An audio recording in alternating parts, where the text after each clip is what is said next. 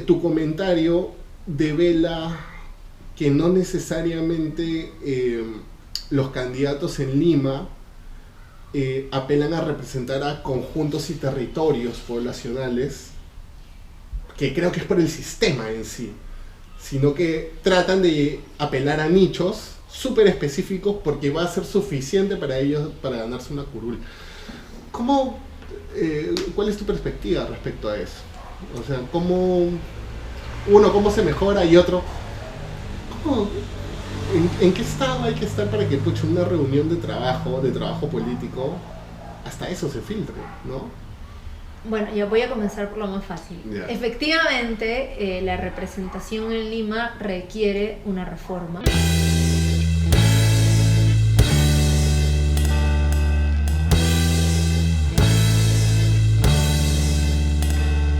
Hola votantes, bienvenidos a una nueva edición de este podcast. El día de hoy nuestra invitada estudió Derecho en la PUC, es una ex regidora de Lima, ex candidata al Congreso y activista por el derecho a la ciudad. Marité Bustamante, bienvenida, gracias por estar aquí. Muchas gracias por la invitación, Andrés, y saludar a todos los que nos oyen en formato podcast y nos ven en YouTube. Buenísimo, gracias. Marité, tú saliste al escenario político cuando te convertiste en regidora tras la vacancia. Tras la revocatoria. Tras la revocatoria. La vacancia, eso ya el nombre ya. Sí. Tras el intento revocatorio de Susana Villarán. ¿Cómo fue el interín de esa postulación al Consejo Municipal? ¿Cómo tú ya habías postulado en la anterior lista donde sale elegida Villarán o recién decides postularte en ese proceso de revocatoria? No, bueno, yo hago política desde muy joven, desde los 17 años cuando ingresé a San Marcos. Fui dirigente estudiantil. Como parte de ese proceso comenzamos a hacer un trabajo barrial en un barrio relativamente cercano a San Marcos, que es la margen izquierda del río Rímac, donde en ese contexto se estaba implementando el proyecto Línea Amarilla y la gente protestaba porque las condiciones de reubicación que les planteaban eran sumamente injustas. Entonces fue por ese trabajo entre universitario y barrial que en el 2010 Susana Villarán y la Confluencia por Lima me invitan a ser parte de la lista. Pero como suele pasar, muchas veces las mujeres y los jóvenes solo somos parte de las listas para cumplir las cuotas de género y de edad. Y por lo tanto yo estaba en los últimos números en el 30 y tantos de la lista. No estaba mal, tenía 22 años, ¿no? Entonces era una primera experiencia, no me quejo.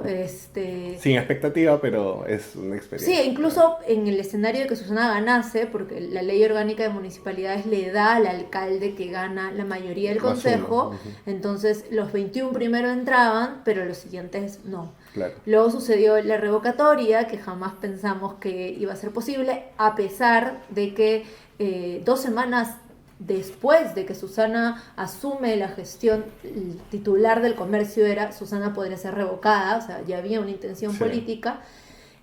No pensamos que se iba a lograr, se logró con muchas irregularidades. Recordarás en esa época que se presentaban firmas en la los fideos por bla, firmas. Bla, bla. Y bueno, el dato curioso es que yo fui parte del comité por el no, el comité de jóvenes por el no, cuando todavía era joven legalmente. ¿Hasta qué edad legalmente es? 29. 29. De corazón sigo siendo joven, creo. Y yo fui personera del no. Entonces estaba como en mi mesa contando votos, viendo las impugnaciones, y en eso me llega un mensaje de texto al celular de texto y me dice: Marité, vas a ser regidora. Y yo lo miré, lo guardé y seguí contando mis votos. Y luego fue como un proceso de asimilarlo personal y colectivamente, porque honestamente nosotros decíamos 40 veces no. Claro. ¿no? Eso. Buenísimo. Entonces, tú llegas al Consejo Municipal. ¿Cuál fue? O sea, ya de por sí eran circunstancias enrarecidas, pues, ¿no? No era una gestión completa, en primer lugar, la que tú inicias como regidora. Pero ¿cuál fue eso que tú dijiste, esto no era como me lo esperaba? ¿O fue todo muy así, o más o menos estabas preparada para la dinámica que encontraste en ese consejo? porque ese consejo fue muy televisado, tuvo muchas portadas, hubo mucho escrutinio. Entonces, que después nos desacostumbramos un poco a eso cuando vuelve Castañeda, después la gestión de Muñoz. La gestión de López Aliaga sí se le está prestando bastante atención en medios, pero la de Villarán en particular fue bastante Bueno, revisada. para mí el escrutinio público es sumamente importante cuando uno ejerce el cargo y cuando uno es ciudadano. De hecho, a mí no se me quitó la costumbre y por eso fui parte de Habla Castañeda e impulsamos la rendición de cuentas del alcalde Castañeda en su tercer periodo.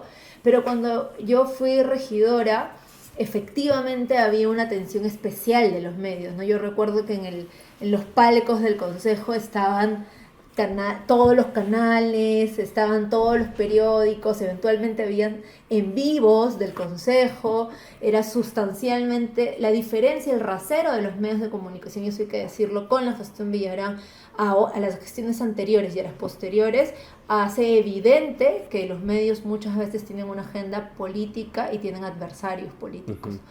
Pero cuando yo llegué al consejo, con honestidad, yo acababa de renunciar en el 2012 al partido político en el que milité muchísimos años, que es el Movimiento Nueva Izquierda. Yeah. Renuncié básicamente porque yo, después de ser candidata, luego fui secretaria del Centro Federado, ya comencé a avanzar en mis ciclos universitarios. Yo estudié en San Marcos y estudié en la Católica también, y en un momento sentí que la política estaba como copándolo todo y que necesitaba avanzar profesionalmente. Entonces, imagínate, después de cuántos años de militancia, de 2013, desde el 2006, casi 7 años, dejar la militancia es difícil, y comencé a trabajar, me hice asistente al profesor Landa. Entonces, en realidad, en diciembre del 2012, lo que yo dije fue como, dejé mi carnet de militancia, comencé a trabajar en el IDL, ya estaba siendo jefa de práctica del profesor Landa, y dije, es hora de fortalecer la formación, de encontrar una especialidad. Y siempre yo digo que la revocatoria fue como el destino que te jala de aquí, te dice no, claro. Tú perteneces a este mundo. Claro, porque tú te estabas armando todo ya para decir, ya vamos a seguir este camino académico, terminar etapas. Exacto, ¿no? Quería dejar la política, pero como yo soy muy consciente de que uno tiene que ser autónoma económicamente para no depender del financiamiento político ni del cargo, quise fortalecer ese ámbito, ¿no? Pero la vida me volvió a arrastrar. Y entonces, cuando yo entré, yo no tenía un partido político, era parte de la confluencia porque siempre me reconoció de izquierda, pero yo no militaba en ningún partido. Y la bancada estaba dividida por partidos. Entonces, con honestidad al inicio... ¿Cuántos eran en esa bancada? 17. Yeah. Todavía teníamos una mayoría relativa. Ya no teníamos 21, pero teníamos 17. Y al inicio mi objetivo era tener un perfil bajo porque yo no creo que la política sea un ejercicio individual, creo que la política es un ejercicio colectivo, y en ese sentido no me sentía en la posición, justamente por no estar militando, para asumir un liderazgo. Sin embargo, en la primera sesión del Consejo Metropolitano en la que asistí, un regidor de esos que Pablo Secada llama los Reyes de la Zonificación, quiso pasar un cambio de zonificación, zurrándose en todos los procedimientos, y yo me di cuenta porque, claro, mi formación en Derecho me hace tener familiaridad con el lenguaje del Estado, y entonces obviamente levanté mi mano, pedí la palabra, argumenté, y desde ese día claro. Desde ese día ya no pude dejar de intervenir, ¿no? Porque además en esa gestión era muy gracioso, dentro de la bancada decíamos, hay como los México 70 y los Jotitas, que en esa época estaban de moda, porque era una bancada conformada con gente que había venido de la militancia tradicional, de los movimientos sociales, sindicales, religiosos, y gente que no teníamos ni 25 años, o sea, ¿no? Había una distancia generacional muy grande. ¿Y esa distancia generacional es ideológica también, en algún punto? O sea, ¿hay alguna transformación ideológica en ese espacio de tiempo en la izquierda? Mira, yo creo que en algunos casos sí y en otros no. En tu caso particular. Para hablar un poco también de la izquierda, ¿no? Yo creo que es innegable que la izquierda ha dejado el discurso de que la vía revolucionaria, la vía armada es la única vía para llegar a la emancipación humana, ¿no? Y que hemos pasado a más bien concebir a la democracia como un elemento esencial de la transformación social. Ahora bien, eso que ha sucedido en términos discursivos no ha sucedido en la práctica. ¿En qué sentido? En que luego de la dictadura, del conflicto armado interno y la dictadura fujimorista, la izquierda prácticamente quedó vetada de los espacios de poder, de los espacios de ejercicio del gobierno, con excepción de algunos gobiernos regionales en el interior. Y eso hace que la militancia no tenga el hábitus de gobernar. A mí me dijeron algo el primer día en que entré al consejo que me sirvió mucho, ¿no?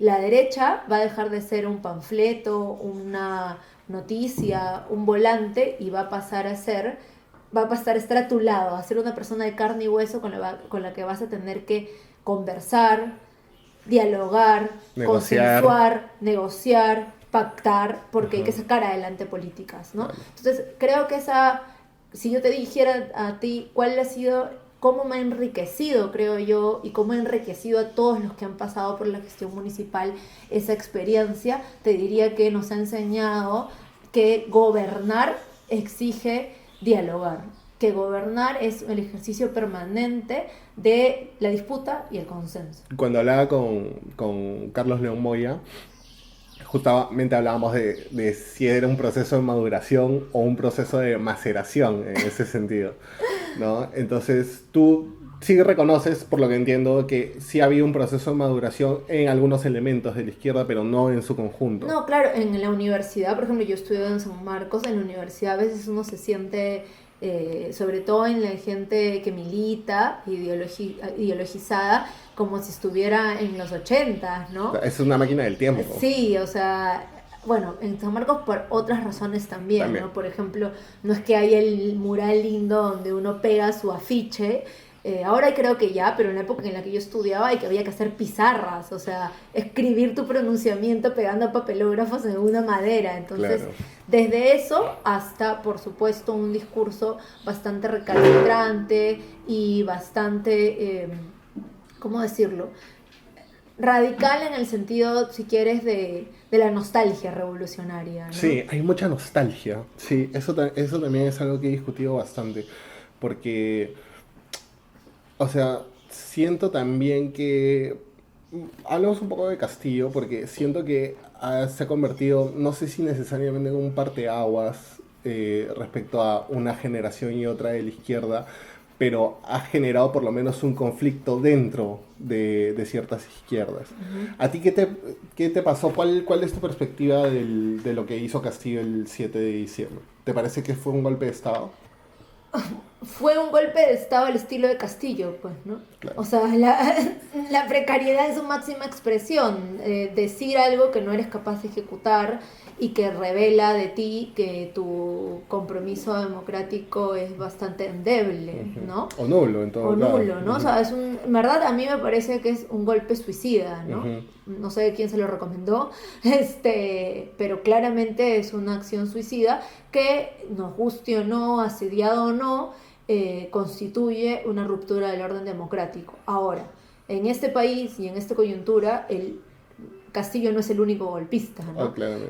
Teníamos un Congreso que permanentemente buscaba vacarlo y que antes de vacarlo digamos, tenía un discurso de fraude, ¿no? Por eso ahora está la paradoja de Keiko Fujimori, que gritaba fraude y que luego dice que... Y reconoce a Dina Boluarte. Que la sucesión constitucional que lleva Dina Boluarte es legítima, ¿no? Legítima y legal, sí. Esas son las inconsistencias de los políticos peruanos, ¿no? En general, claro. Y por eso mismo, o sea, creo que estamos bastante de acuerdo en la inconsistencia en general de que hay un establishment de derecha que se acomodó súper rápido a la salida de Castillo y acomodó a Boluarte, le obligó a acomodarse a Boluarte. Y Boluarte, obviamente, por sus propias incapacidades posteriormente, ha dejado al país en la situación política en la que está. O sea, ya estamos en Guatemala, ahora estamos en Guatepeor después de la asunción de Boluarte. Pero, otra vez, quiero retrotraerme a Castillo porque parece que hay algún sector de la izquierda que sigue sin reconocer lo que pasó el 7 de diciembre. No sé si el último discurso o la última intervención que vimos de Verónica Mendoza en España vaya en ese sentido, vaya necesariamente en reconocer que el compromiso democrático de Castillo fue nulo en su momento y que o básicamente se centra en pegarle a la derecha con todo lo que está haciendo ahora, ¿no? Entonces, ¿por qué es tan difícil eso? ¿No? Es como decir, o sea, hay que alejarse de Castillo, o por lo menos particularmente yo considero que eso es lo correcto, como deslindar de Castillo y al mismo tiempo seguir denunciando a la derecha. ¿Por qué no se puede hacer eso? Bueno, se puede, yo lo intento. Creo que Verónica también, pero estamos en otro momento, ¿no? Claro. El 7 de diciembre correspondía decir que eso era una ruptura del orden democrático y que no iba a permitirse. Y que se resolvió en 3 horas, claro. Claro, y ahora lo que corresponde denunciar es que tenemos una coalición autoritaria que ha asesinado a más de 50 personas en un contexto de conflicto social, ¿no? Y eso es muy grave porque eso no ha pasado ni siquiera en la dictadura, o sea, ni siquiera en la marcha de los 4 suyos hay 50 muertos, ni siquiera en el estallido social en Chile, en el estallido social en Colombia. Ningún presidente en América Latina, bueno, Bukele, ¿no?, que puede andar violando derechos humanos y ser exitoso, ha tenido esa factura de pérdidas humanas y no ha pagado, y no la ha pagado, ¿no? Piñera se vio obligado a convocar a un proceso constituyente. En cambio aquí, lamentablemente, hemos pasado el umbral, creo yo, de lo tolerable, y es bien peligroso porque hemos instaurado el antecedente de que se puede matar para gobernar, ¿no? Uh-huh. Y sí, estoy súper de acuerdo con eso. Quisiera, ahora que lo mencionaste del proceso constituyente, en la práctica, Uh-huh. ¿tú crees realmente que es viable un proceso constituyente acá en Perú? Un proceso constituyente exitoso dentro del pensamiento mágico que algunos idealistas, algunos políticos idealistas proclaman de qué es lo que traería una nueva constitución al Perú? Mira, yo lo que creo es que una nueva constitución debe ser el producto de un proceso de paz y no una carta de guerra. Uh-huh. Creo que ha sido la forma en la que he encontrado para explicar por qué algunos creemos que es necesario avanzar en un proceso constituyente, lo que no significa que queremos mañana mismo una nueva constitución. Uh-huh. Un proceso constituyente lo que requiere en primer lugar es generar espacios de diálogo. Cuando tú vas a la experiencia chilena y ves los antecedentes del proceso constituyente chileno, no se remontan al estallido social, no. Se remontan por lo menos al último gobierno de Bachelet, que inicia los cabildos constituyentes, uh-huh, que genera una plataforma para sistematizar esos cabildos y que luego emite un informe de lo que la ciudadanía considera debe cambiarse, incluirse, mejorarse. Y que después llegó al Congreso y lo pusieron a dormir. Exacto. Sí. Entonces, lo que quiero decir es que cuando uno demanda un proceso constituyente, lo que está exigiendo son 2 cosas, ¿no? En el caso chileno y en el peruano. Lo primero es dejar atrás un pacto social que fue sellado en dictadura, uh-huh, y que por tanto es antidemocrático, uh-huh, es decir, fue votado con los tanques en la calle, que obligó a muchas personas a no participar, ya sea por miedo o por exclusión. Hubo un tercio de abstención en la Constitución. No, y además hubo una denuncia de fraude, ¿no? Uh-huh. Con una declaración de un miembro. Pasó con las justas. Pero además, uh-huh, lo que demanda, los que demandamos un proceso constituyente, señalamos que requerimos de un nuevo espacio para sanar las heridas que hay entre peruanos.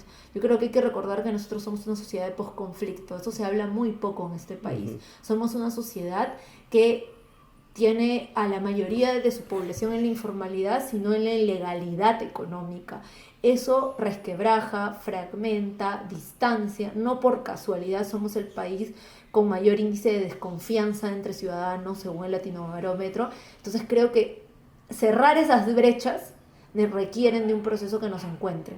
Ahora, ese proceso tiene hoy condiciones. Yo creo que no, y por eso hay que ir pasito a pasito, ¿no?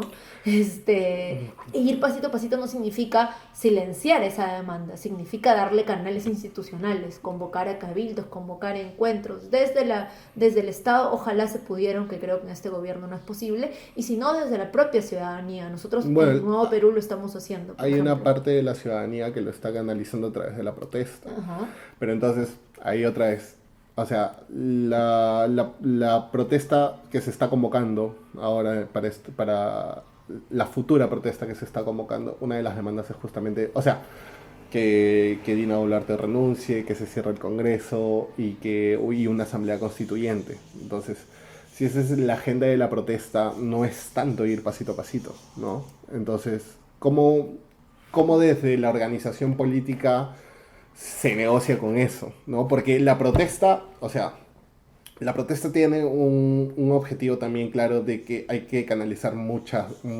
rabia, mucha frustración, hay que canalizar, esta protesta incluso sirve para canalizar el duelo de muchas personas por todo lo que ocurrió durante el estallido en diciembre, enero y febrero. Pero al mismo tiempo pone dentro de su agenda cosas que no necesariamente son viables. Asuntos políticos que no necesariamente son viables. Bueno, yo creo que la protesta es inminentemente política, no es una protesta de carácter económico, o sea, no estamos ante los productores de papa que están preocupados porque el precio de la producción se reduce, en fin, estamos ante una protesta política que reclama la ilegitimidad de un gobierno que se sostiene en una coalición que no fue electa y que además ha hecho uso desproporcionado de las armas y ha asesinado personas que ejercían un derecho. En ese marco político se expresan muchas vías, porque muchas otras demandas, porque Andrés, recordemos, es que yo creo que la gente queda la sensación de que ya no basta con el cambio de figuritas, con el adelanto de elecciones, porque vamos al adelanto de elecciones con los mismos partidos de hoy y lo que básicamente vamos a tener es lo mismo con otras caras, sí, ¿no? Entonces, tirar los dados de nuevo. ¿Cuál es el camino democrático que tenemos para transformar las reglas de juego, para incluir en la representación política? Eso también me parece muy interesante. Yo creo que la gente que se moviliza, que defendió a Castillo ante las acusaciones de fraude, que se sintió ninguneada en su voto y que hoy incluso cree, porque la mayoría de peruanos cree que Castillo en verdad fue víctima de un golpe, sí, lo hace porque se siente absolutamente excluido del sistema político. Entonces, ¿cómo los incluimos? ¿Cuál es el camino para equilibrar el suelo, ¿no? Y vernos a todos con el mismo carnet de ciudadanía? Yo creo que eso pasa por un proceso de transformación que no tiene otro nombre en la democracia moderna, que no es un proceso constituyente, ¿no? Está cerca o lejos. Pero volvemos o sea, hay condiciones a eso. Pero esas condiciones se construyen. Yo creo que hoy estamos en un momento destituyente, en un momento en que claramente la representación política ya no cumple su deber principal, que es el de representar y canalizar las demandas de manera institucional, y que lo que corresponde en este momento destituyente es resolver la urgencia de un gobierno que es absolutamente ilegítimo en el sentido de su forma de ejercer el gobierno, de su coalición de gobierno, y que además está apostando por la impunidad y la captura de las instituciones, y que en ese contexto veremos cómo avanzamos en los siguientes pasos, ¿no? Si tú hubieras estado dentro del Congreso, ahora cuando se votaba el adelanto de elecciones, que gran parte o sea, o por lo menos una parte de la izquierda decidió no sumarse porque no incluía la convocatoria de una asamblea constituyente y lo pusieron como ¿Tú hubieras negociado eso? Porque, o sea, otra vez, insisto mucho con las condiciones para una asamblea constituyente, porque si en este momento el elenco no es que vaya a cambiar, el elenco político no va a cambiar mucho. Claro. Entonces se convoca una asamblea constituyente y tendremos a Marta Chávez, a Rafael López Aliaga como constituyente. Ese sector de la izquierda conservadora, a Waldemar Cerrón, lo usó como excusa porque sabía que perfectamente no iba a tener los votos, ¿no? O sea, justo volvemos al tema del inicio, ¿no? Cuando uno está en un órgano representativo y se encuentra con otras facciones que representan a otros sectores de la sociedad, tiene que hacer cuentas, claro, ¿no? Y sabe perfectamente qué es viable y qué no. Entonces, a mí me parece que los que votaron, que no al adelanto porque no incluía el referéndum constituyente, en realidad lo hicieron como una excusa para quedarse en sus curules, para quedarse ¿no? tal cual como los que se están Nuestras quedando ahora. congresistas, Sigrid Bazán, Ruth Luque y Raimundo, ay, me olvidé del apellido de Raimundo, votaron por el adelanto sin el condicionamiento, ¿no? Ahora, si tú me preguntas a mí, ¿crees que es legítimo ir a un referéndum constituyente? Yo te diría que sí. Me parece que corresponde preguntarle a la ciudadanía si quiere o no una nueva constitución. Es, digamos, ¿cómo decirlo? Pero también después viene el problema de que entra en esa constitución. Los estudios de opinión pública que han consultado al respecto te hablan de pulsiones conservadoras heavy dentro de la población. Sí, pero también creo que una cosa es una encuesta en la que tú le preguntas a alguien en frío algo y otra cosa es un proceso en el que la discusión pública se politiza de manera álgida y entonces abre espacio a problematizar. Por ejemplo, ¿no? Yo tuve una conversación con Roberto Bargarella, un constitucionalista reconocido en América Latina y además autor de un libro muy interesante, El derecho a la protesta. Vino a Perú y él nos comentaba lo que había sucedido en Argentina con el proceso de aprobación de la ley del aborto. Ajá. De hecho, la primera vez que en Argentina se mandó a votar la ley del aborto, perdió. Claro.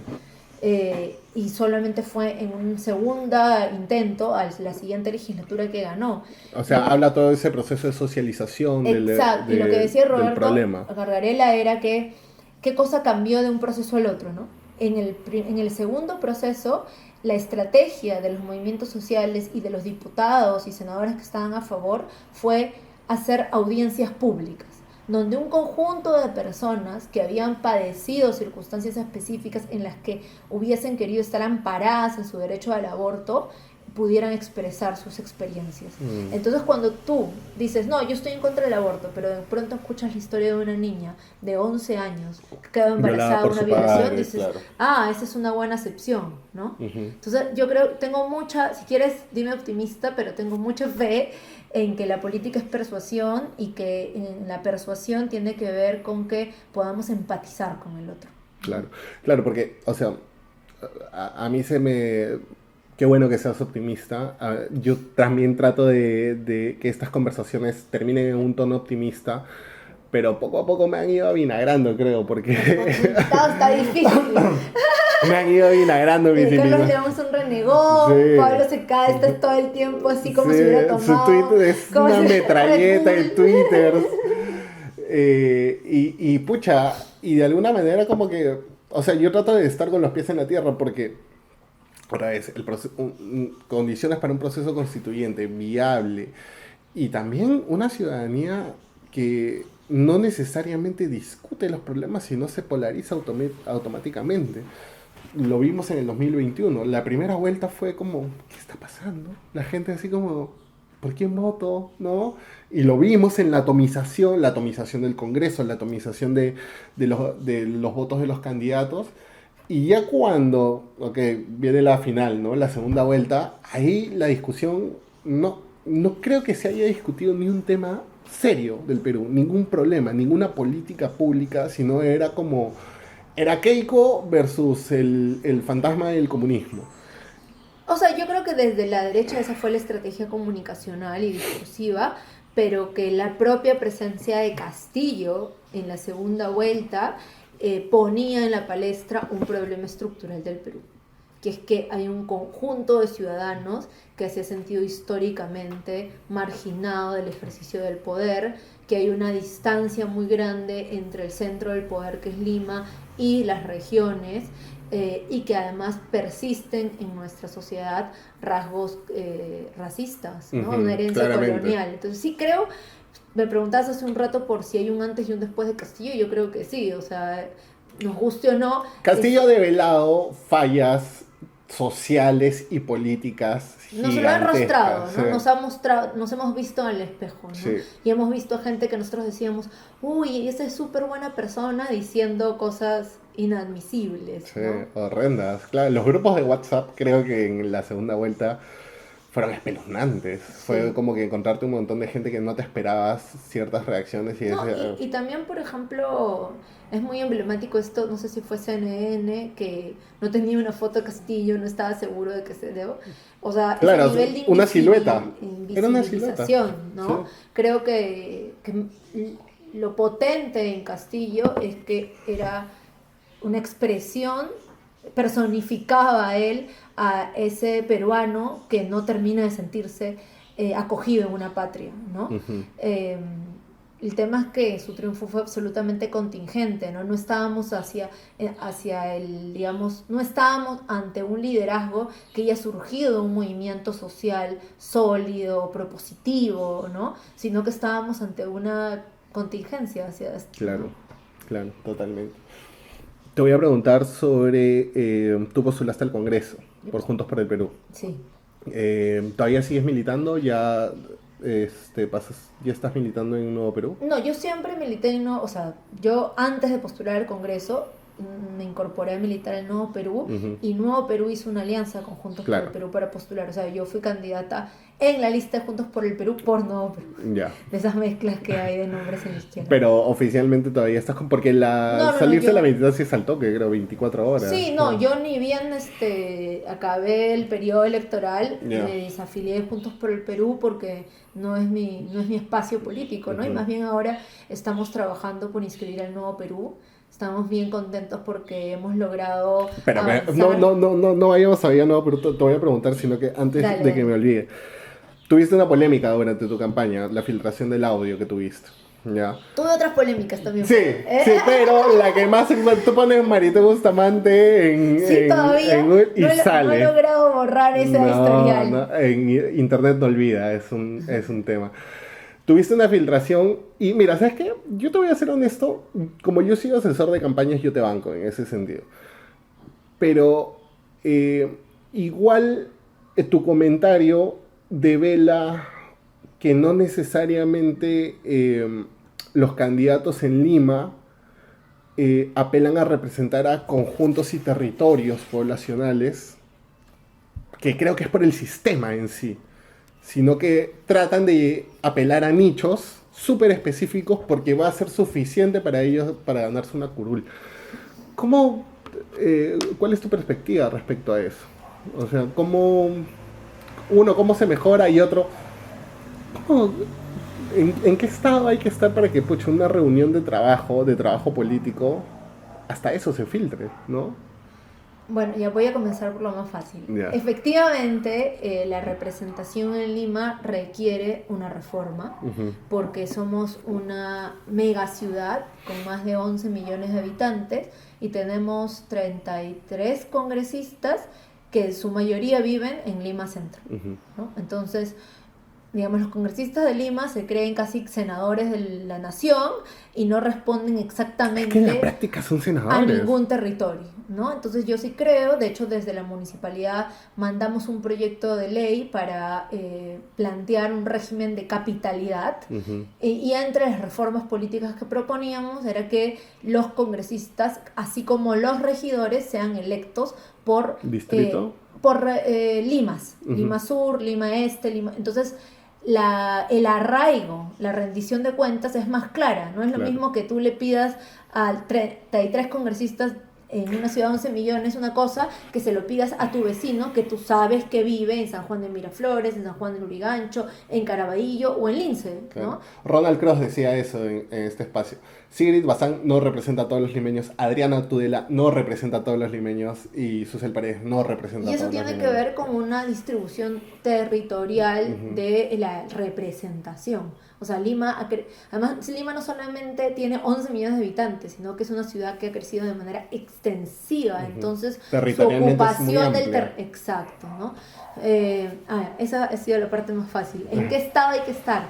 Bueno, mira, yo voy a revelar, voy a levantar ciertos mitos, porque eso no era una reunión de campaña, No. parece, pero no era. Esa reunión se dio en noviembre del 2020, o sea, cuando ni siquiera comenzaba oficialmente la campaña. Yo acababa de ganar las primarias, las internas, Ujú. eh, estábamos en la casa, bueno, yo le contaba, en la casa de un amigo, de Gustavo Guerra García, estábamos en el contexto de las marchas contra Merino, estaba Hernán, de hecho también, que tú lo conoces, y habían algunas otras personas más que habían estado marchando con nosotros y que fueron luego como en el interregno, porque en las marchas contra Merino habían como marchas en la mañana, luego la gente se iba a almorzar Almorzaba, claro. y luego volvía en la noche, ¿no? Y yo en ese momento realmente estaba en la casa de un amigo. Cuando uno está en la casa de un amigo, tiene derecho a enfurecerse, porque una de las cosas que yo he reconocido es que cuando tú me escuchas en ese audio, claramente yo estaba Sí, enojada, no estabas eufórica. en la misma, No en la misma estoy- nota que estás ahora. No estoy, claro. no estoy en el mood en el que suelo estar. Y estaba frustrada, como le dije, porque quienes estaban allí me decían prácticamente como, ay, Marité, es la primera vez que postulas al Congreso, por favor. Generalmente la primera vez que uno postula, pierde. Y yo nunca asumo los retos de mi vida así. Cuando yo asumo un objetivo, lo hago apostando a que lo voy a lograr. Que no lo logre es otra cosa, pero hay que poner todo el esfuerzo en eso, ¿no? Ok. En ese contexto, además, bueno, esto es una intimidad, pero yo he hecho política durante muchos años con Hernán. Ujú. Y en ese momento lo que yo le decía es, sigamos haciendo las cosas juntos. O sea, nosotros fuimos regidores juntos, promovimos Habla Castañeda juntos, y yo sentía que esa dupla funcionaba y quería seguir haciendo campaña con él. Y producto de un conjunto de diferencias, si quieres, él no tenía esa Le misma... estabas gritando a Hernán. Está Él, bien, está bien. El chato de vez en cuando se merece no su tenía, gritada. no tenía esa sintonía y bueno, pero yo decidí, fue muy difícil para mí ese momento porque cuando era el último día de campaña, yo había organizado, bueno, nuestro equipo Claro, fue un misil. había organizado un cierre de campaña, una bicicleteada de cierre de campaña. Creo con humildad que hicimos un esfuerzo con mi equipo de campaña, con los simpatizantes, con los activistas por tener una campaña profesional, honesta, programática. Y nada, estaba a punto de dar con mi discurso y en eso el celular me vibra y tengo un mensaje de Willax diciéndome: tenemos un audio tuyo, no nos quieres dar tu versión. Entonces, como que todo se trastocó en ese Claro. momento.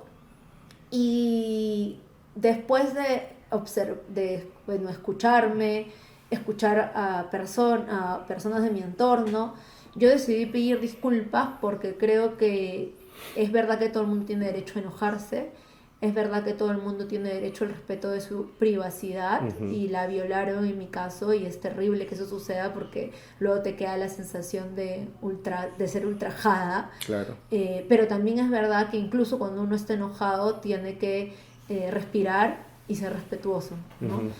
Porque las palabras también pueden herir. Sí. Entonces, esa fue mi decisión.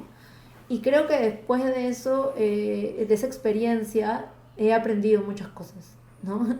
He aprendido muchas cosas sobre la importancia justamente de persuadir y no de renegar, sobre la importancia de del poder de las palabras, y sobre todo de que uno tiene siempre formas de de salir adelante, ¿no? Yo te voy a ser honesta, después de esa experiencia sentí que todo lo que había hecho en 15 años, todos esos años de trabajo político, se había ido al diablo. Y además es muy fuerte que seas tendencia durante 2 días en Twitter, claro, y que la gente se ponga a comentar y a, digamos, a extrapolar, ¿no? Porque 30 segundos de una conversación no constituyen una personalidad, ¿no? Pero yo sé que en política uno tiene que bancarse esas cosas. Y pues nada, no fue fácil, me dolió, y en el dolor se aprende también, ¿no? Claro, claro, es heavy lo que está pasando ahora, porque ahora ya hasta parece más honesto y uno se siente más seguro incluso con la grabadora acá adelante, porque sabe cómo se tiene que modular y tiene que entrar en un personaje, y más o menos todo va a estar mucho más controlado. Que esa sensación, porque me imagino que te queda una sensación después de que no necesariamente puedes tener conversaciones íntimas, por así decirlo, ¿no? No, te queda una sensación, o sea, si te soy súper honesta, o sea, durante la semana siguiente al audio yo tenía sueños muy perturbadores.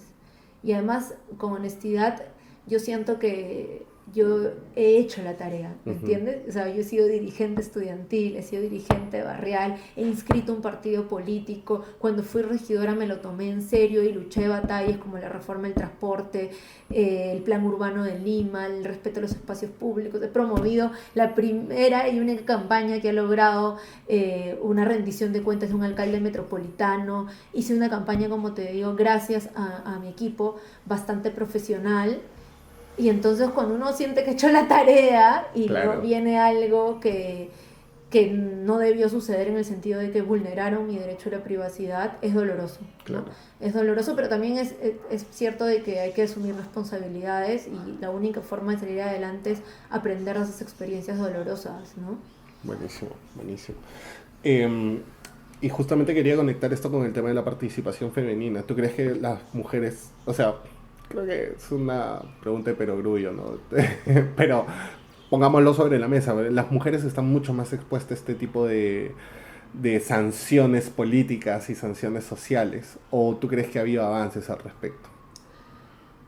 Bueno, has visto lo de, para no hablar ni de la política, ¿no? Lo de Cuto Guadalupe, ¿no? O sea, claramente a las mujeres se nos juzga por nuestros roles, ¿no? Ujú. O por los supuestos roles o las expectativas que la sociedad tiene sobre nosotros, Ujú. ¿no?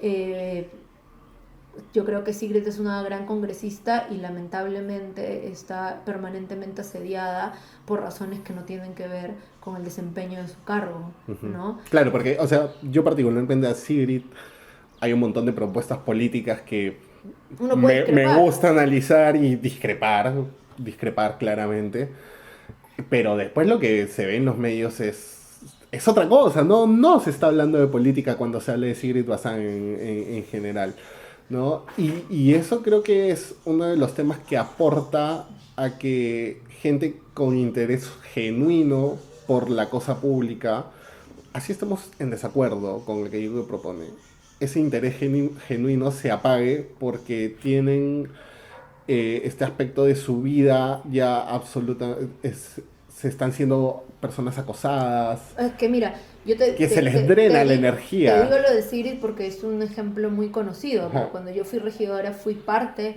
de la red de autoridades locales mujeres y en Ayacucho, por ejemplo, había una regidora que denunció que le quemaron la casa, ¿no? O sea, Qué locura. es que eso pasa en el Perú, Es una solo locura. que no lo sabemos, ¿no? O regidoras que han sido acosadas, o que en el consejo no les dan la palabra porque las mujeres no tienen por qué opinar, ¿no? A mí, en mi caso, cuando yo fui regidora, un pastor evangélico me mentó la madre y me amenazó con golpearme porque íbamos a discutir la ordenanza contra todo tipo de discriminación. O sea, no es una cosa que excepcional, es Claro. una cosa que es parte de nuestra vida y creo que hay de nuestra vida política y de la sociedad en su y de la experiencia social en su conjunto. De hecho, hay otras estigmatizaciones, ¿no? Para volver al caso de Sigrid, que es famosa. ¿Cómo puede ser posible que la DIRCOTE, la Dirección contra el Terrorismo, haya denunciado a Sigrid por lavado de activos? ¿Cuáles son los elementos para que la DIRCOTE investigue a una congresista de izquierdas, ¿no? Esa es estigmatización política, es claramente. claramente estigmatización política y el terruqueo es un dispositivo de estigmatización política, ¿no? Desde el fiscal que manda a investigar la cautiva, Ujú. ¿no?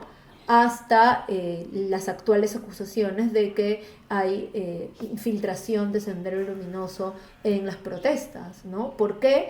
Porque digamos, la alianza hegemónica que se ha instaurado desde el conflicto armado interno hasta ahora cree que señalar a alguien de terruco, como lo dicen, es deshumanizarlo y abre la posibilidad de, como dice de manera espantosa Quiabra, eliminarlo, ¿no? Ujú. Entonces creo que estamos frente a varias estigmatizaciones, las que vienen del género, las que vienen de tu condición étnica, ¿no? Ujú. Lo vimos con Castillo, las que vienen también de la estigmatización post-conflicto armado. Y que eso impacta. Imagínate todas superpuestas, ¿no? Y impacta desproporcionadamente a las mujeres en todo caso. Exacto, ¿no? Y también hay un desdén por los jóvenes, ¿no? Yo, Sí, claro. yo nunca me voy a olvidar que el primer día que entré a la municipalidad, que iba a entrar a la municipalidad, en la época de Susana, las puertas de la municipalidad estaban abiertas porque se permitían hacer tours a los vecinos. Y entonces yo entré por la municipalidad, estaba con mi mochila porque venía de la universidad, y los seguridades me dijeron, no señorita, hoy día no hay tour. Y yo, hola, le digo, soy regidora, le saqué mi carnet, ¿no? Pero la gente que no cree que alguien joven Claro. puede ejercer ese cargo, ¿no? Tenemos la idea de que los cargos públicos son ejercidos por hombres de mediana edad, bien internados, ¿no? Ujú. Sí, pues es una imagen, pero en todo caso, ¿sientes que ha habido algún avance o todavía desde tu perspectiva estamos estancados em, en esta normatividad de, como acabas de decir, de hombres internados, que esos son los únicos políticos, o ya hay avances? O sea, creo que la ley de cuotas, la paridad, Ujú. permiten que más mujeres hagan política, pero que digamos, esas leyes todavía no subsanan otras barreras, ¿no? Ujú. Por ejemplo, no es lo mismo que alguien que ha tenido la oportunidad, lamentablemente en este país, el privilegio de la universidad, acceda a una lista, tenga el tiempo para militar en un partido, que una dirigente barrial, Claro. ¿no? Entonces hay, digamos, condiciones socioeconómicas que impactan directamente en la posibilidad de participación de las mujeres, que no van a ser resueltas con leyes de reforma política, sino que tienen que ver con reformas sociales, ¿no? Con generar un piso mínimo de material que permite el ejercicio de la ciudadanía, ¿no? Buenísimo. Un poco volviendo de hecho, solo para cerrar Sí, el círculo, sí, sí, sí. con lo del audio, yo me refería justo a eso, ¿no? O sea, tú cuando vas a los sectores populares, la mayoría de dirigentes son mujeres. Ujú. Y son mujeres porque... Son las que están en la exacto, localidad, son las que están las en que el barrio, conocen. son las que se quedan en el barrio porque son las dedicadas a las tareas de cuidado de la Exacto. casa y comienzan a interactuar, por tanto, en el barrio, y son las que reconocen, digamos, y resuelven los problemas del barrio. ¿Quiénes dirigen las ollas comunes? Mujeres. ¿no? ¿Quiénes organizan las faenas los domingos para mejorar las condiciones del hábito? Mujeres. ¿Quiénes incluso se organizan para cuidar a los niños de las familias que salen a trabajar? Mujeres, ¿no? Ujú. Lamentablemente, una de las cosas que uno ve en esa condición es que tienen tantas necesidades, que muchas veces no ven lo que demandan al Estado como un derecho, sino como una prebenda. Entonces tú escuchas mucho como ¿Qué me vas a dar? apóyame, Sí. yo quiero que el Estado me apoye. Sí. No, eso es...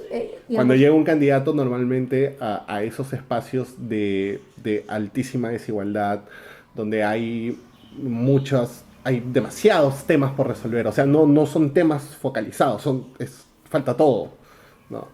Entonces llegan los candidatos y lo primero que les piden las personas ahí es: ayúdanos, ¿qué me vas a dar? Claro, y Te voy a escuchar. yo no culpo a esas personas. No, Las personas tienen esa todas es la las realidad, necesidades, claro. pero el uso de la palabra revela mucho, ¿no? No Ujú. es lo mismo cuando tú demandas un derecho, cuando tú te sientes ciudadano y tienes, por ejemplo, derecho a la Es que vivienda. ni siquiera tienen tiempo para escuchar cuestiones programáticas. No, señor, ¿sabe qué? Vamos a hacer una reforma en el código para que usted no...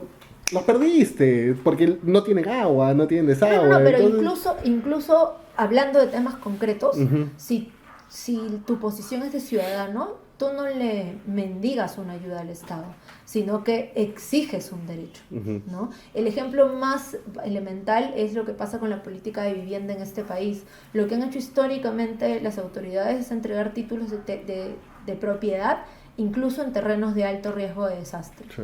Y la persona, los vecinos, se organizan por ese título, quieren ese título, porque ese título viene conectado a un conjunto de servicios que tienen la esperanza que van a llegar. Algún día tener, Pero- o por lo menos que sus hijos tengan eventualmente. Pero creo que lo que corresponde es hacer una gran tarea de formación política y popular para que esas personas reconozcan que el derecho a la propiedad, el título, ese papel no garantiza nada, que lo que necesitamos en este país es una política de vivienda social que garantice condiciones de habitabilidad. ¿De qué te sirve un papel que dice que ese lote es tuyo si tú vives en un terreno no apto, en una casa Donde pasa el huaico. Claro. Donde cae la inundación, donde se inunda, donde si hay un sismo se desbarranca todo, claro. ¿no? Y donde tus materiales de la vivienda no te permiten resguardarte del frío, como en Ticlo Chico, o alguien que vivió con un techo de calamina sabe que en el verano el calor es insoportable, ¿no? ¿Qué te sirve un título de propiedad si no te llega el agua? Claro. ¿No? Y eso, para cerrar ya la conversación, que ha estado súper interesante, pero y por eso mismo se me ha pasado a preguntarte por el tema del derecho a la ciudad. Todo esto tiene que ver con el derecho a la ciudad, todo lo que estamos hablando en estos últimos minutos. ¿Cómo podrías definirlo de manera un poco más sustantiva? O sea, el derecho a la ciudad es aquello que tú te sientes ciudadano y recibes los servicios.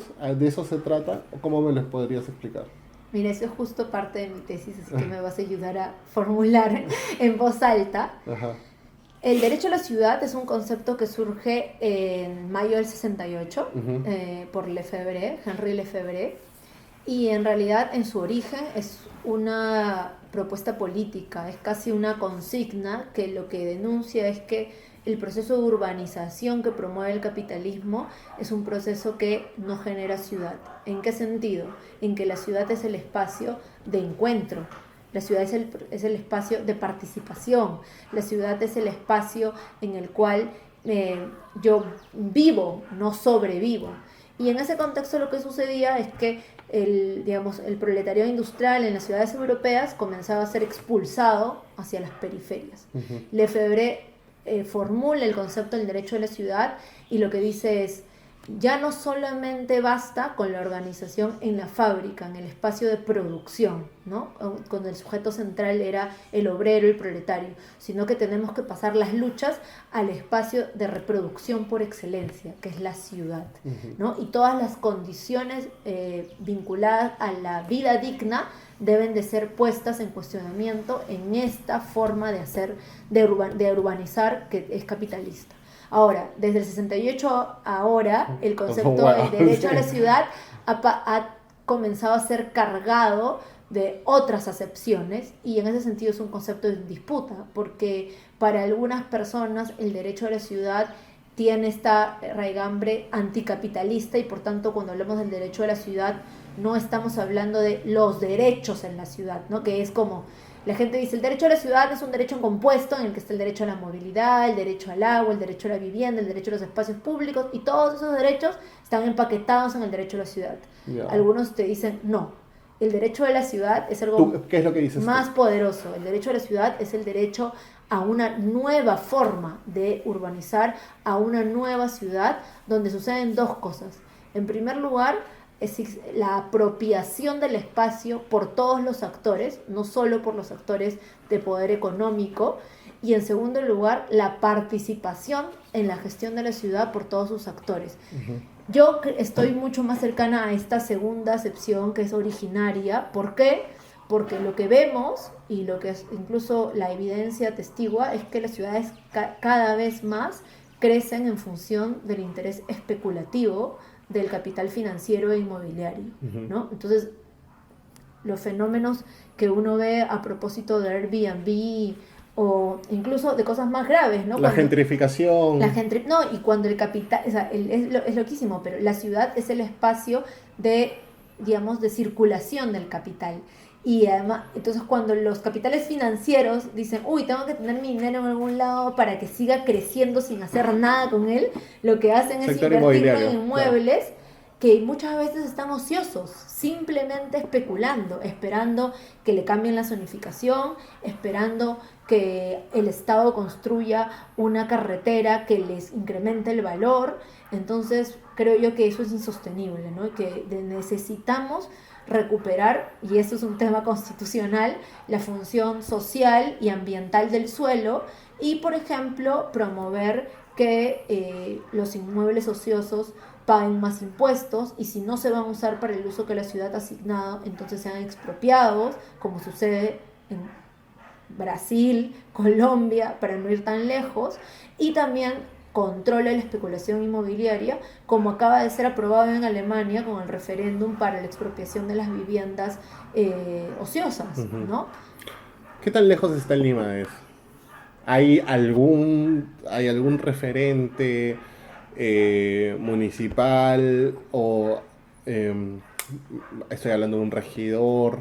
¿Hay alguna autoridad, algún alcalde que esté proponiendo estos temas o esto es un pequeño grupo Mira, de activistas al cual tú perteneces? depende de dónde lo veamos. Ajá, En primer lugar, Lima tiene una tradición, una historia muy rica de organización barrial, ajá. ¿no? De hecho, en las ciencias sociales y en América Latina, Lima ha sido un ejemplo de cómo la autoorganización de los ciudadanos ha producido espacio y ha generado ciudad, ¿no? Villa El Salvador, Huaycán son buenos ejemplos de eso. De hecho, nosotros somos como pioneros en las leyes de autoproducción de la ciudad y crecimiento progresivo, la ley de barriadas aprobada en el año 63, que fue luego como replicada por otros países. Primero tenemos esa tradición que podría ser recuperada. En segundo lugar, y esta es la nota no tan favorable, es que Julio Calderón señala que hay un pacto clientelar entre las autoridades y los ciudadanos. ¿En qué consiste ese pacto? En que yo te doy suelo y tú te las arreglas. Claro. La construcción de la vivienda. Ese es como el estándar. Exacto, Ese es la el regla. estándar, sí. ¿No? O sea, Y esa regla se ha perpetuado y es un pacto clientelar, o sea, es justo lo que estábamos hablando. Cuando tú postulas al Congreso o a una alcaldía, cuando yo fui regidora, mucha gente iba y lo que querían era que construyamos muros de contención, que el programa Barrio Mío construya muros de contención. ¿Por qué? Porque el muro de contención mitiga el riesgo, y si mitigas el riesgo lo suficiente, ¿qué puedes establecer? no puede llegar los servicios, porque por ejemplo, si no tienes buenos accesos no puede llegar la luz, no puede llegar el agua. Pero hay lugares que están en zona de alto riesgo de desastre no mitigable, donde no puedes construir un muro de contención. Y ahí vive ¿no? gente. Y decirle a la gente, yo muchas veces me he puesto en la situación de decirle, no podemos hacer esta obra porque vivir aquí es riesgoso y lo que deberíamos hacer es promover el asentamiento, claro. Y la gente me mira así con cara de... Pero si todos los alcaldes anteriores me han dicho que sí, ¿no? ¿Por qué? Porque el alcalde, la verdad, lamentablemente tenemos autoridades que tienen mucha desidia y que se aprovechan mucho de las necesidades de la gente. Entonces, ese pacto clientelar sigue vigente. Ahora, yo creo que cada vez más... Es un pacto, o sea, cuando se habla de cambios de zonificación, de entregar de hacer ese tipo de promesas e incluso trabajar sobre ese tipo de cosas, yo pienso en Luis Castañeda Locio, y ahora Rafael López Aliaga es un reboot de eso. Claro. Entonces... Ni siquiera, porque mira, yo te digo, yo tengo mucha crítica a la gestión de Castañeda. Castañeda era más inteligente, claramente. Pero Castañeda por lo menos respondía a cierta necesidad, ¿no? Los hospitales de la Solidaridad, con todas las limitaciones que tenían. Tenía un diseño estratégico para... Y con su inspiración, digamos, privatizadora de la salud, resolvía un problema, claro. ¿no? La playa artificial de López Aliaga no resuelve ningún problema y es un absurdo en un país, en una capital que tiene salida al mar, claro. Y que tiene playa pública, ¿no? Entonces ya estamos en el absurdo total, en que en vez de recuperar la playa pública, creamos una playa artificial. Pero ¿sabes qué se dice? Y yo creo que eso es lo peligroso en todo caso, de que Rafael López Aliaga llega con una piscina con arena, lo llama playa, en una ciudad donde tienes toda la razón, claro, tenemos salida al mar, pero se le defiende diciendo, oye, pero está cumpliendo sus promesas. Entonces, es que eso parte de que, pucha, hay una clase política y una élite política que no solamente viene con un montón de floros, sino que ya simplemente no los cumple. Y el primero que los cumple dice, mira, tal vez sí, él sí. Entonces, de la degeneración de la clase política. Rafael López Aliaga está nadando, está sobreviviendo en esta tempestad que es la crisis política peruana permanente, porque, pucha, como digo, por lo menos está cumpliendo lo que dice, y creo que eso es muy peligroso. Bueno, está cumpliendo a costa de consecuencias gravísimas para la ciudadanía y para el municipio, ¿no? Pero Ahora es que mismo, eso no se está viendo. ahora mismo un tribunal arbitral internacional le ha ordenado que revertir la caducidad de los contratos de concesión que él ha querido, ¿no? Con todo, ojo, yo soy muy crítica a, digamos, a privatizar la infraestructura pública y a privatizar los servicios públicos. Claro, pero ¿no? aún así hay ciertas cosas que no se pueden hacer a las patadas. Exacto, pues. exacto. Hay cosas que nosotros podemos ser muy críticos, pero que no podemos hacer borrón y cuenta nueva porque eso genera consecuencias, ¿no?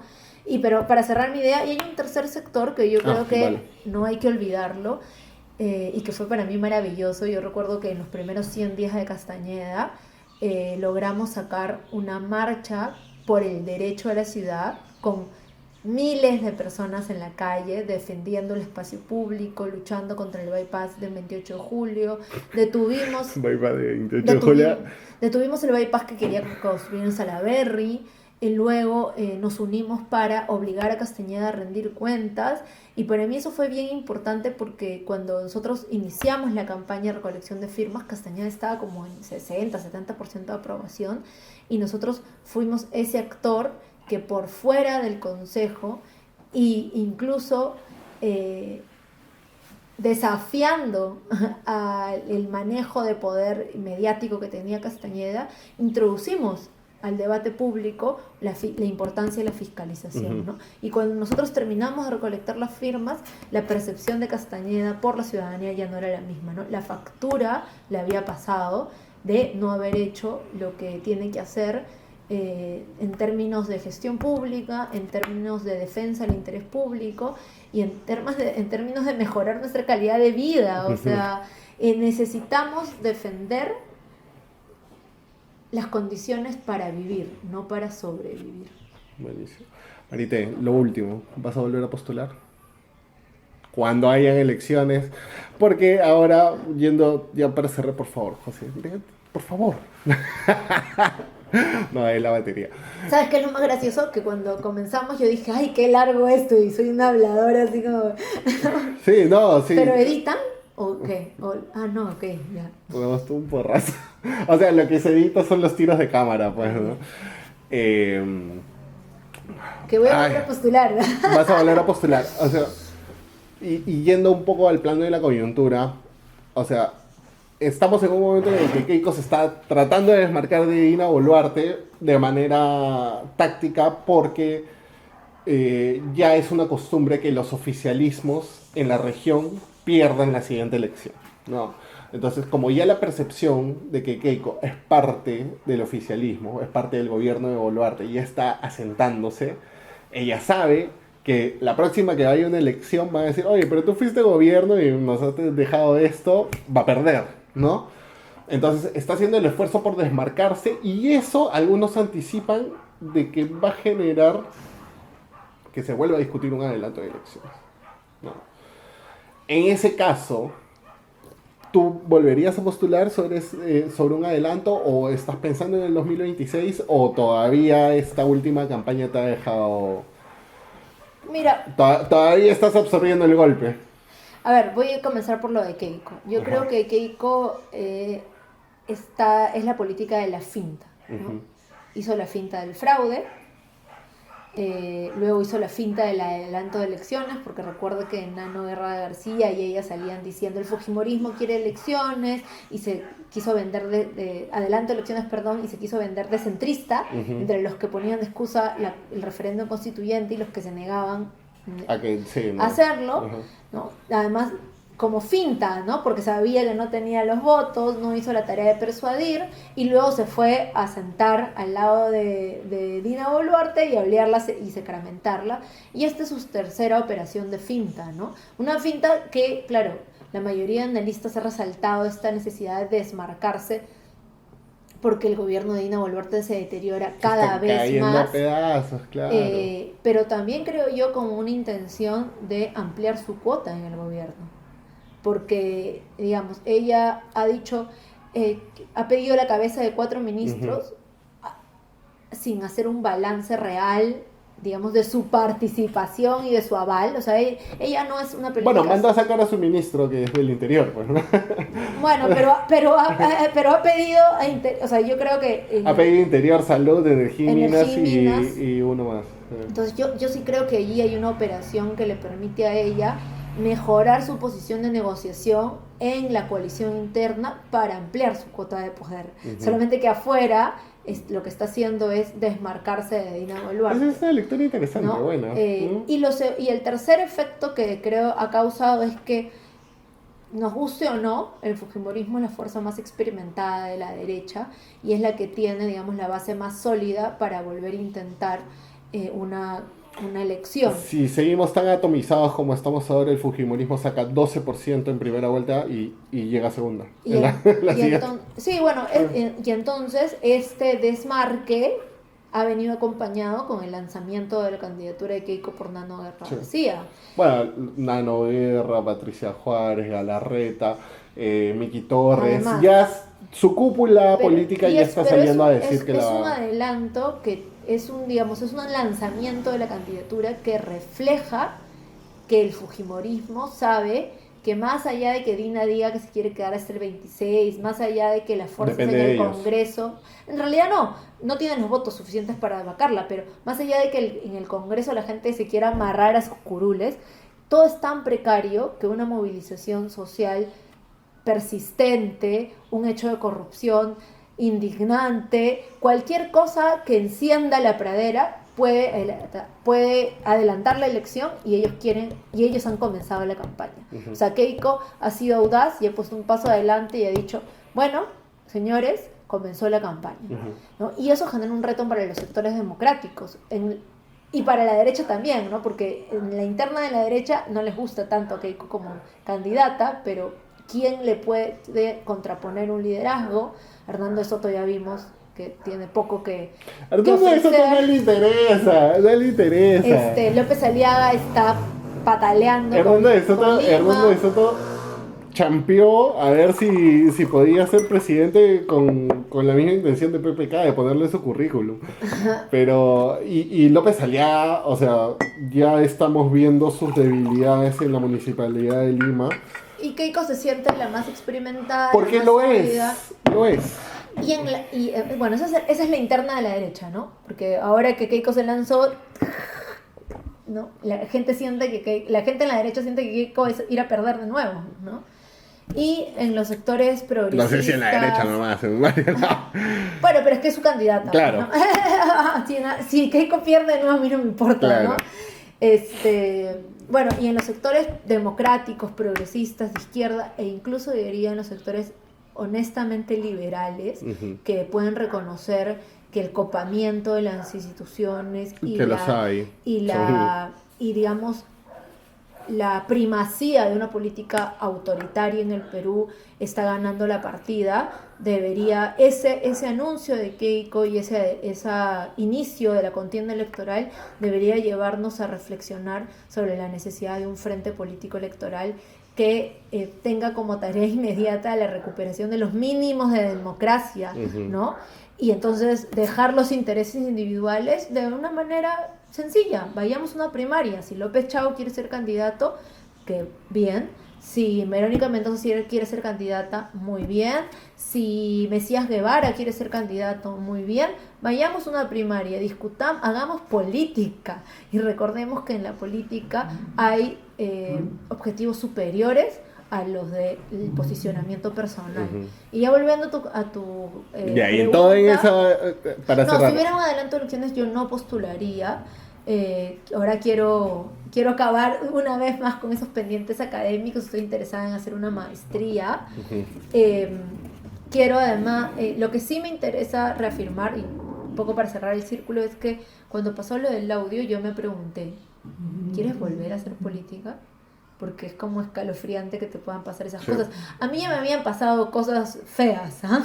O sea, Castañeda tenía una Claro, troles pero me imagino que este persiguiéndome. sacudón ha sido particularmente Claro, fuerte. y me hice por primera vez la pregunta sobre, ¿quiero seguir siendo política? Y después de varias semanas dije que sí, sí que sí, porque yo tengo optimismo, porque creo en la acción colectiva, porque siento que hay demasiadas necesidades de satisfacer y porque creo que los peruanos merecemos recuperar la política como una herramienta de transformación para mejorar las condiciones de vida.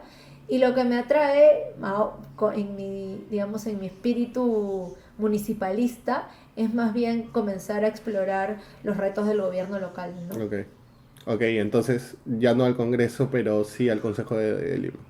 Bueno, yo ya fui regidora, tal vez voy a explorar otras experiencias. Para comenzar, tal vez sea presidenta de mi junta vecinal, Buenísimo. pero el gobierno local me interesa. Creo que hay experiencias increíbles Ese es el camino que piensas de seguir. municipalismos que han transformado sus ciudades. La gestión de Daniel Jadue en Recoleta, de Ada Colau en Barcelona, del propio Petro en Bogotá.